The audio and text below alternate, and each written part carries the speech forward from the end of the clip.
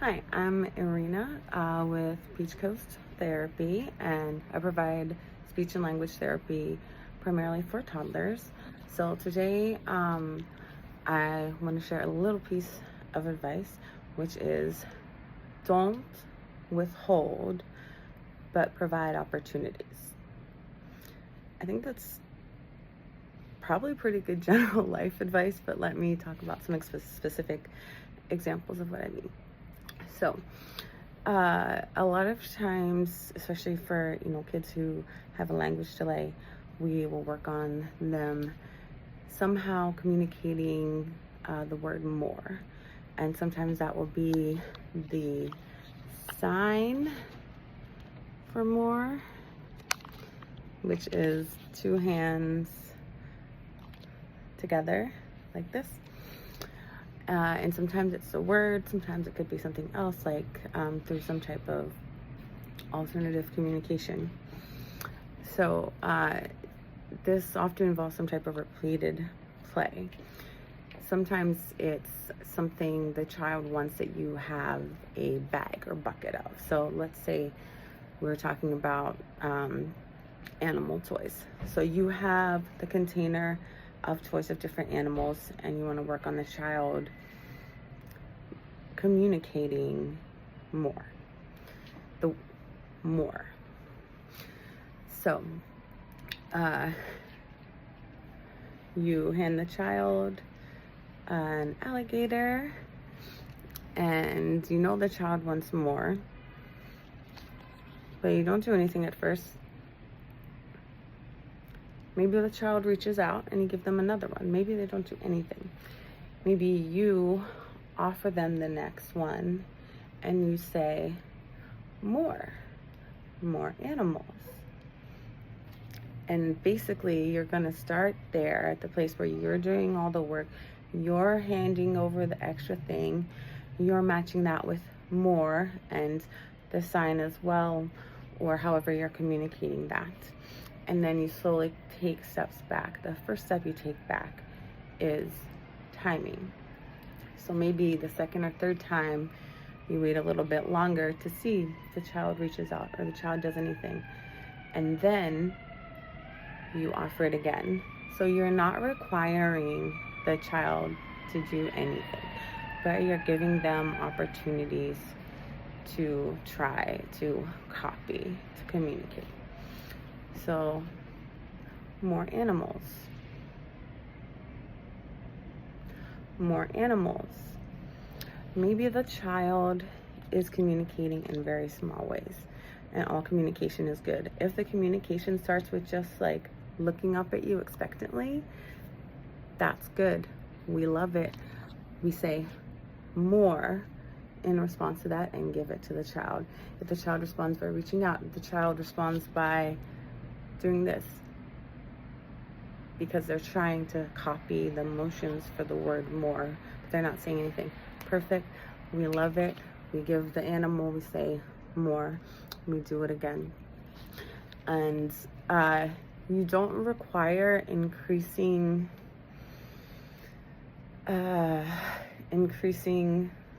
amounts of communication each time, but if the child isn't responding, then you can offer more time in between.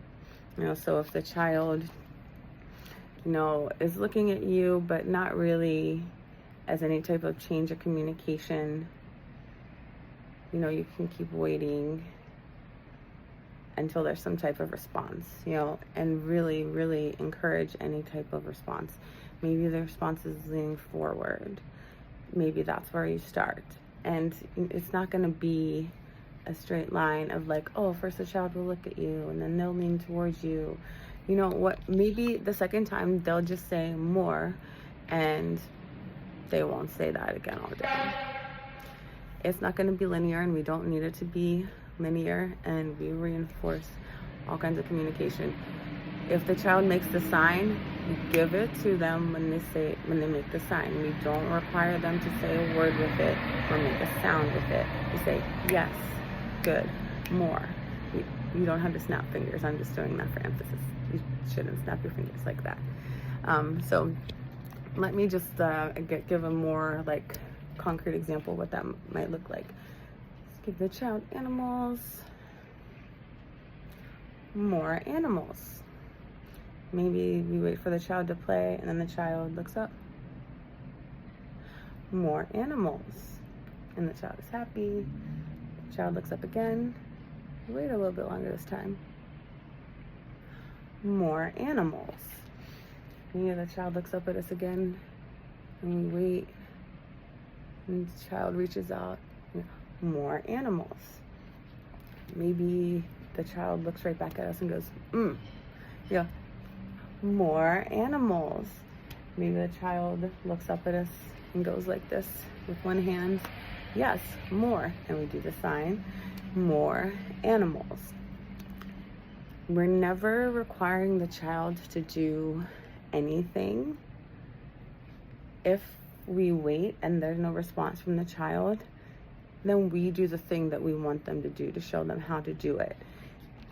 If you practice withholding until a child does something, a lot of times that's just going to create negative associations, especially if you're only doing it in a certain situation.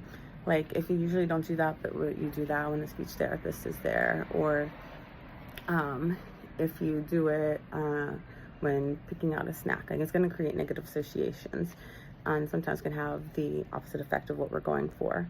The more that you model and do what you can to make sure the child is taking in your model, that doesn't mean that they always have to be looking at you, because kids are taking in things even when they can't see you. But the more that you model and give them the opportunity to copy, you don't say, you don't get this until you say more.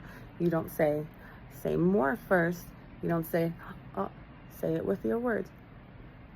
Please don't do these things. Give opportunities to copy. Give space to speak. Give space where you say nothing to see if they say something. And if they are communicating however they are communicating, you love it. Yes, perfect. Great job. Keep it up. All right. So again, don't withhold and require. Model and provide opportunities to copy. All right, well, hopefully this video was helpful. Please like and subscribe. My name is Irina, and I am with Peach Coast Therapy, which is my speech language therapy company.